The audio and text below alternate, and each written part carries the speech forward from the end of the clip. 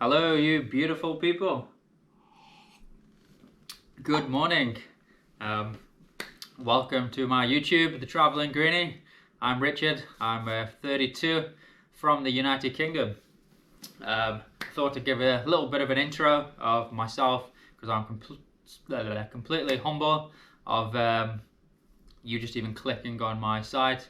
I am new to all of this, as you can probably see if you have watched any of my previous videos. So I am learning, so I would love to hear any tips you have for me. That would be incredible. So yes, I'm an explorer. I've been traveling for about 8 years or so now. If I started filming and got into photography and videography and stuff like this many years ago, I'd probably be massive on YouTube by now, to be honest. Some of the things I've done, but I didn't really have much of an interest back then, which was quite nice because I wasn't seeing the world through a lens. Yes, I travelled all around Australia, New Zealand, Southeast Asia, Europe, Scandinavia, all around the UK. Yeah, I was a typical backpacker, kind of had no plans, spending a lot of money on partying, and yeah, I had fun though. I was finding myself along the way, kind of never really knowing what I wanted to do with my life, trying different avenues and discovering different passions, and one of those passions was wildlife conservation. I am a conservationist. I have a master's degree in conservation and land management. I studied at Bangor University in North Wales. I predominantly specialise in primates and primate behaviour.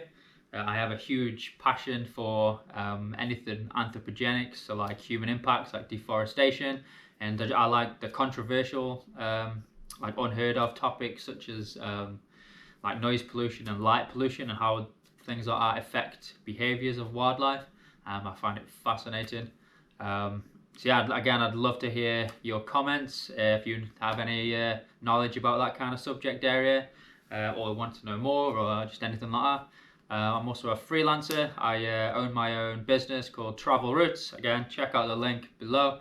I collaborate with heaps of different wildlife and conservation organisations all around the UK, kind of help promote some of the incredible stuff they do, help boost the volunteer numbers, and just give people that either want to step in that kind of direction, or need a bit of help, yeah, gaining a bit of experience to follow a certain field of conservation, stuff like that. Again, I'm always learning, so yeah, it'd be great to again hear your feedback and your comments and help me learn as well as I help you. So yes, I am past the backpacker life. My next journey, where I head off into 2 days, I'm on a new journey in life where I'm putting my passions to the real test.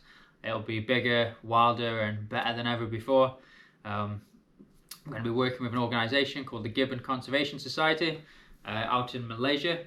So it'll be nice to get up close and personal with some gibbons. I have worked with gibbons previously in Indonesia a few years ago. I've also worked with orangutans and macaques and lots of other wildlife species, baboons. Again, it's all on social media, or if you've seen any of my other videos, I hope you enjoyed them. So yes, this journey, I have a big interest in, like I say, human impacts and how they affect wildlife behaviour. So I'm going to be looking at heaps of topics like that, getting up close and personal with loads of wildlife. Also, I have a big interest on like remote settlings and like tribes and their culture, and kind of how the Western world especially influences them, and if they find it positive or negative. And I'm going to be interviewing loads of cool people, and yeah, it's going to be incredible. So hopefully you subscribe and come on this journey with me, because yes, it's going to be incredible. I just can't wait to go. I've just got itchy feet. I'm just bouncing around the house now waiting to go. I've always kind of been on the move, and since COVID, and then a few other personal things, I've kind of been settled here in the UK for the past few years. So I'm ready to sprint out the door, back onto the aeroplane, and back with my backpack on my back. Yes, people do ask me actually about what kind of equipment and what I take with me. So yeah, I've got a few things here. So I have the Osprey Rook 65 rucksack. It's obviously a load of carabiners for clipping stuff too. So spacious, really comfortable. You got the airflow at the back, and yeah, it's always been perfect for me. As far as sleeping, I have a small sleeping bag. This is a company called Hannah. You can sleep in up to extremes, up to -9 degrees, and as you can see, it compacts very small. It's perfect for in the bottom of the rucksack. I am a minimalist and a barefooter, so my barefoot boots, these are the Vivo Barefoot Tracker 2s, I think they are. Again, I just love them. I only own 2 pairs of shoes, and one's these and one's another pair of barefoot trainers, and the rest of the time, other than that, I will be barefoot. Obviously, mosquito net, you don't want to get any creepy crawlies in your bed. You don't want to catch anything from mosquitoes and whatnot, so again, it's a must when you're out in remote and wilderness places. First aid kit, obviously shouldn't ever go anywhere without a first aid kit. I do a lot of hiking. Hopefully you've watched some of my videos from the Pennine Way. Yeah, you should always keep a first aid kit on you. Obviously a bit of entertainment. I do love reading. Big Lord of the Rings fan. So I've read The Hobbit quite recently and just loved it. So I am starting The Lord of the Rings. Yes, as far as like cameras and whatnot, I have the Sony a6000. Again, this was the first time. I've only recently got into photography within the past 12 months or so, and I just love this camera. It's like I said, I like to travel as light as possible. I am a minimalist, so I don't really want loads of stuff, and this is just perfect. It's such a beautiful size. Yeah, I just fell in love with it. So as you can see, it's quite compact. It's only small. I also discovered this cool little device on eBay because when I was hiking in the past, I either had it around my shoulder and it was kind of like swinging around. It was a little bit annoying. Or I'd have it in my bag, and then you'd see like some wildlife or a certain moment that you want to capture there and then. And by the time you've rummaged through your bag to get your camera out and whatnot, you've kind of lost that moment. So yeah, I found this little device. It's really cool. It's got a mount there that fits perfectly on the bottom of a Sony. It's also got some soft pads there so it doesn't damage or scratch the bottom of your camera. Yeah, and that clips around a belt there. So yeah, that just slots into there like that. That's what she said. And yeah, if you're trekking through the forest and you spot like an orangutan or something up in the trees, the last thing you want to do is go rummaging through your bag, making loads of noise, and you'll disturb it. Maybe it'll even go, so you'll lose that opportunity. So yeah, you just flick this release switch, off it comes, and snap, snap. Yeah, so it's pretty good. Yeah, I'm really happy with it. If you guys have any little gimbals or any little cool things, yeah, I'd love to know about them. So yeah, just yeah, let me know. I also have a Vanbar wildlife camera trap. Like I said earlier, I'm really into wildlife behavior, and there's no better way than capturing it than a wildlife camera trap. Yeah, if you've seen my videos previously from South Africa, I got some really cool footage from this. If you're wild camping, they're quite cool to set up like outside your tent to see all that wildlife comes past, and you can just really capture the true behaviors of wildlife with these. I did actually get it stolen when I was in South Africa. On one of the very last days, I had it set up to capture a leopard, and yeah, it just went missing. I came back to the UK. 6 months later, I get a random phone call from South Africa, and yes, it had been found in the bush. And after checking the SD card, turns out the culprits were 2 hyenas, which is quite cool. The footage is on my Facebook somewhere, so if you have a little scroll through, you'll probably be able to find that. Yeah, it's really cool. Yeah, they did snap the strap in the process, as well as bite it, and it's got a few scratches and stuff on it, but it's a wildlife camera trap at the end of the day. So yeah, these are really cool. Again, if you have one of these, or if you have something similar, or you'd like to buy one, yeah, it'd be cool to hear from you. Also a solar panel battery pack. This company called Exhilarating. I brought this from an American site years ago. Yeah, it's perfect. It's lightweight. It's got a little torch there, a couple of USB ports. It fits perfectly on the outside of your rucksack, and it just charges it up as you go. So yeah, another cool little purchase. Head torches. I actually have 2 head torches. So I have a black diamond one and a Petzl. I didn't initially want to, but I was a bit of an idiot, and I had this one first, and I thought I lost it, and then I ended up purchasing this one, and then 2 days after purchasing this one, found this one. So yeah, my fault, but it's yeah, they're really good. I would never go anywhere without a head torch. Again, South Africa last year, I was following bush babies through the bush. They like ping, ping, ping around the trees, and yeah, it was really cool. Obviously, nature comes alive at night, so always great to have, as well as safety. You should always have a head torch. They are really cool, regardless of where you are. Binos.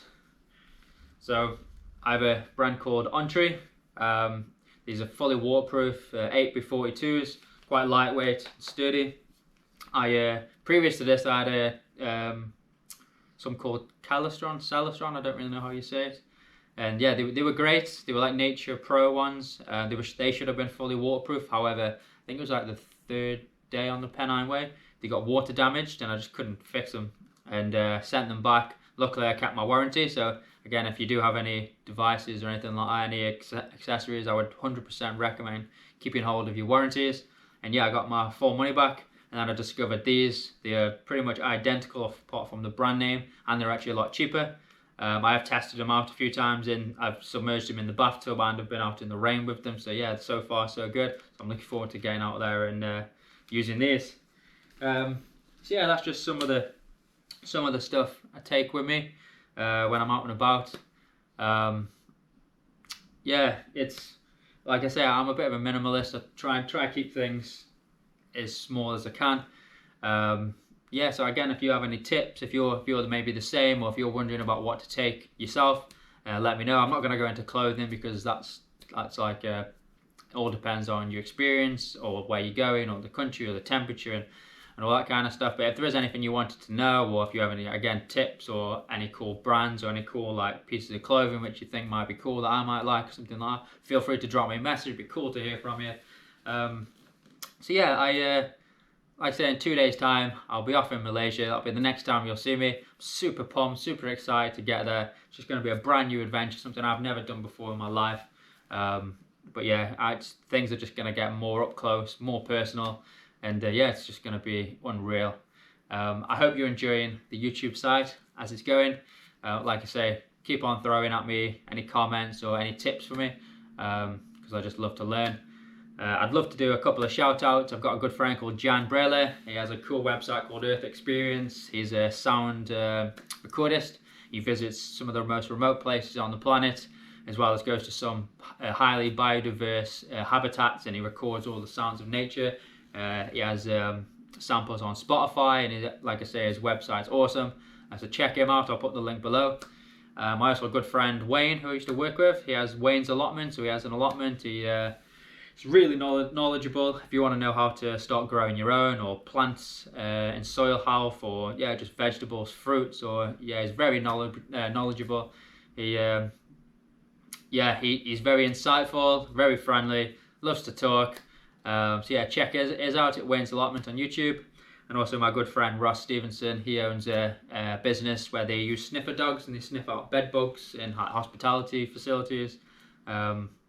They sniff out diseased trees before they come into the country to help stop the spread of diseases throughout the UK. They also spread out underground water leaks to stop wastage of water and stuff like that. So again, all massive parts of conservation, and certain areas that people again don't quite think about, or maybe don't even know that are out there. Such interesting people, all three of them. So yeah, check them out. So yeah, that's everything. Even recording this video, I have a GoPro 11. It keeps overheating. So even recording this video, not everything's to perfection. Like I say, I'm still learning. Again, if you have any tips about the GoPro, I would love to know them. But yeah, if you have any questions, you want to know more, if you just want to say hello and have a little bit of a chat, I'm always open. Yeah, please leave a comment below, or send me a personal message. Yeah, it'd be great to hear from you. Yeah, it's been brilliant talking with you guys. Hopefully you've learned a bit more about me. I'd love to know more about you. But next time you see me, I'll be in Malaysia. So I'll see you then. Thank you.